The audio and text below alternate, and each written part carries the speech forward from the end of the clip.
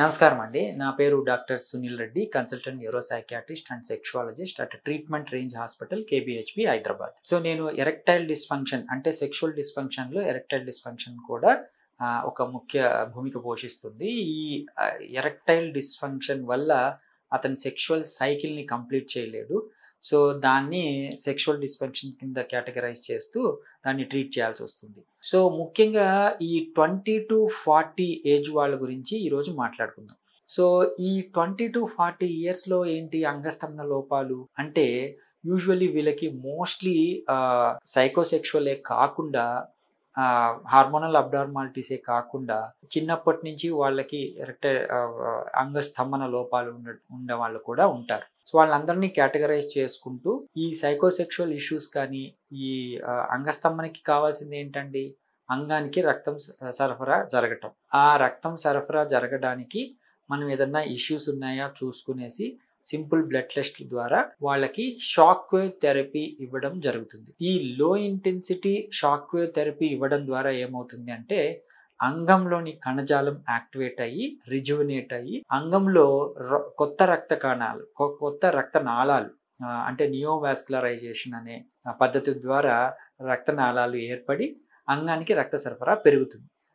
ఎప్పుడైతే రక్త సరఫరా పెరుగుతుందో ఆ అంగం స్తంభించడం మొదలవుతుంది. సో దాని ద్వారా వాళ్ళు సెక్షువల్ యాక్ట్ని ఇచ్చేస్తారు.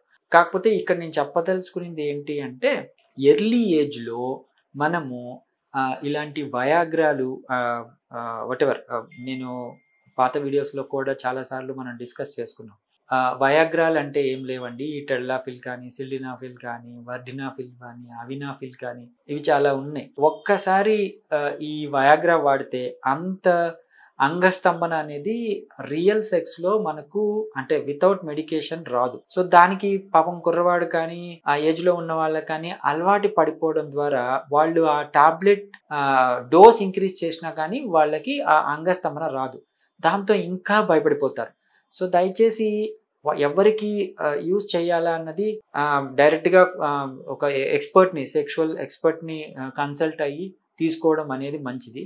బట్ ఈ ఎటువంటి ఎక్స్పర్టైజ్ లేకపోయినా ఈ షాక్ వేవ్ థెరపీ ద్వారా వాళ్ళకి ఎటువంటి సైడ్ ఎఫెక్ట్స్ కానీ ఫ్యూచర్లో ఇబ్బందులు కానీ రావు. అందుకే ఈ 20 to 40 ఇయర్స్ ఉన్నవాళ్ళు అంటే నేను 40 ఇయర్స్ అని ఎందుకు మెన్షన్ చేస్తున్నానంటే ఈ మధ్య పెళ్ళిళ్ళు 35 to 45 కూడా జరుగుతున్నాయి. కొత్త పెళ్ళిళ్ళు అంటే లైక్ డైవర్సీస్ కానీ ఈవెన్ న్యూ మ్యారేజెస్ కూడా 35 తర్వాత జరుగుతున్నాయి. వాళ్ళకి ఇన్ని రోజులు సెక్షువల్ యాక్ట్ లేకుండా ఒకేసారి 35 తర్వాత చేస్తుంటే వాళ్ళకి మానసిక ఇబ్బంది ప్లస్ ఈ ఎరెక్టైల్ డిస్ఫంక్షన్స్ కూడా ఉంటున్నాయి. వీళ్ళకి ఏదో మెడికేషన్స్తో వాళ్ళు ఆ రోజు సెక్స్ చేయడం కన్నా ఫ్యూచర్లో ఎటువంటి ఇబ్బంది లేకుండా ఈ షాక్ వేవ్ థెరపీ అనేది ఉపయోగపడుతుంది. సో ఈ షాక్ వేవ్ థెరపీ వాళ్ళ సెషన్స్ తీసుకోవడం ద్వారా అంగానికి రక్త సరఫరా ఇంప్రూవ్ అయ్యి వాళ్ళకి ఈ ఎరెక్టైల్ ఎనీ సెక్షువల్ డిస్ఫంక్షన్స్ నుంచి వాళ్ళు బయటపడి వాళ్ళ సుఖ సంసారాన్ని గడపగలరు.